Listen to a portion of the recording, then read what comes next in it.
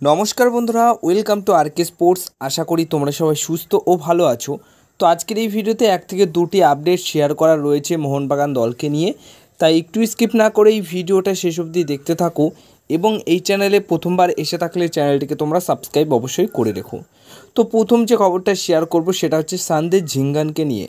সানদেশ ঝিঙ্গান একটা সময় মোহনবাগান দলের হয়ে খেলে গেছিলেন, আর সেই সময় সানদেশ ঝিঙ্গানের সাথে তিরির যে জুটিটা ছিল ডিফেন্স লাইন আপে, তাতে করে কিন্তু অনেক কটা ক্লিন শিট রাখতে পেরেছিল মোহনবাগান দলের গোলকিপার সেই বছর।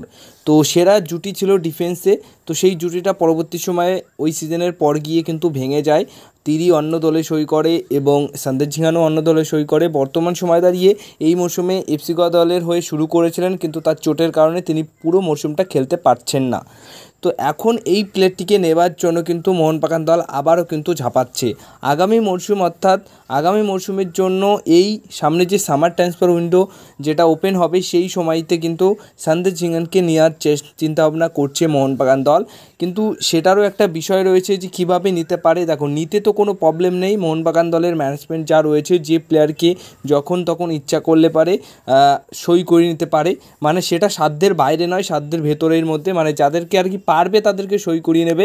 আর যাদের মার্কেট ভ্যালু অনেকটাই বেশি, যেগুলো সম্ভব নয় সেগুলো কিন্তু হবে না।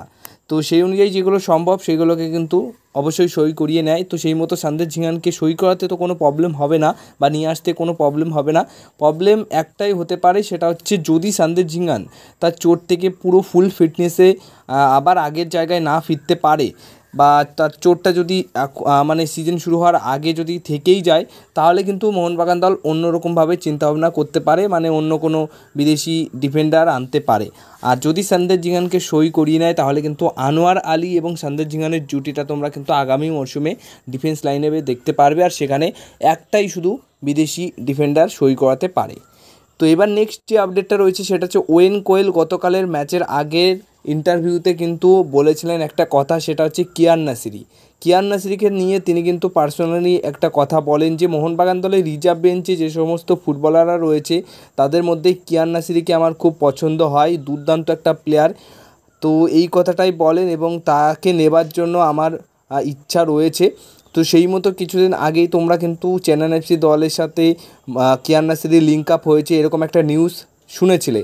তো আজকে মানে গতকাল কোচও কিন্তু এই কিয়ান নাসিরির বিষয়টা নিয়ে কিন্তু সরাসরি ইন্টারভিউতে বলেছেন যে তার কিন্তু খুব পছন্দ এই কিয়ান নাসিরিকে। তো সেই মতো আগামী মরশুমে আমার মনে হয় কিয়ান নাসিরি দল ছেড়ে চেন্নাই এফসি দলেই সই করছে, যদি ওয়েন কয়েল হেড কোচের দায়িত্বে থাকে আগামী মরশুমে। তাতে করে কিয়ান নাসিরি দল ছাড়লেই কিয়ান নাসিরি কিন্তু চেন্নাই এফসি দলে সই করে নিতে পারে। এবার সবশেষে যে বিষয়টা শেয়ার করব সেটা হচ্ছে, অনেকেই আজকে কম বেশি আমাকে ইনস্টাগ্রামে এই বিষয়টা শেয়ার করেছো বা জানতে চেয়েছো। আর সেটা কি, সেটা হচ্ছে মার্কো রিউস এই অ্যাটাকিং মিডফিল্ড পজিশনের প্লেয়ারটির সাথে মোহনবাগান দলের লিঙ্ক আপ হয়েছে, বা মোহনবাগান দলে তিনি আসতে পারে আগামী মরশুমে। এরকম একটা প্রশ্ন বা এরকম একটা বিষয় তোমরা আমার কাছ থেকে জানতে চেয়েছো যে এটা কি সত্যি। তো দেখো, এই বিষয়টা নিয়ে কি বলবো, তোমরা অনেকে আছো, অনেকে বুঝেছো, আবার অনেকে বোঝোনি। বিষয়টা এমনই, কারণ আজকে তোমরা জানো যে আজকের ডেটটা কি, আজকের ডেটটা হচ্ছে 1 এপ্রিল। 1 এপ্রিলে কি হয়, এপ্রিল ফুল। তো এই দিনে কিন্তু অনেক খবর, যেরকম আমি দেখছিলাম যে বিরাট কোহলি অবসর নিয়েছে ক্রিকেট থেকে, তারপর আরও অনেক কিছু দেখছিলাম ধোনির ব্যাপারে, ফুটবলের দিক দিয়েও কিন্তু অনেক কিছু দেখছিলাম, মেসি, রোনাল্ডো, এই সমস্ত বড় বড় নামকরা প্লেয়ারদের নিয়ে আরও অন্যান্য কিছু বিষয় নিয়ে দেখছিলাম যে এই হচ্ছে ওই হচ্ছে। কিন্তু এইগুলো আজকের দিনে হচ্ছে কেন, আজকে এপ্রিল ফুল, তার জন্যই কিন্তু হচ্ছে। তো এই যে জার্মানির অ্যাটাকিং মিডফিল্ড পজিশনের প্লেয়ারটির কথা যেটা উঠেছে মোহনবাগান দলকে নিয়ে, তার মার্কেট ভ্যালু 56 কোটি টাকা। তো 56 কোটি টাকা দিয়ে কখনোই সম্ভব নয় তার আশা।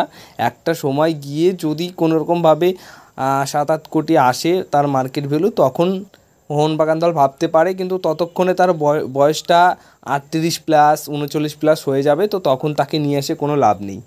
তো এই হচ্ছে বিষয়, মানে এপ্রিল ফুল, এটা পুরোপুরি কোনো ব্যাপারই না, মানে মোহনবাগান দলের কিন্তু কোনো রকম লিঙ্ক আপ হয়নি, এটা পুরো এপ্রিল ফুলের একটা বিষয়। যারা জানতে চেয়েছো তাদেরকে কিন্তু উত্তরটা দিয়ে দিলাম। তো এই ছিল ভিডিও। যদি ভিডিওটা ভালো লেগে থাকে তাহলে ভিডিওতে করো একটা লাইক, আর যারা চ্যানেলটিকে এখনও অবধি সাবস্ক্রাইব করোনি তারা সাবস্ক্রাইব করে নাও, কারণ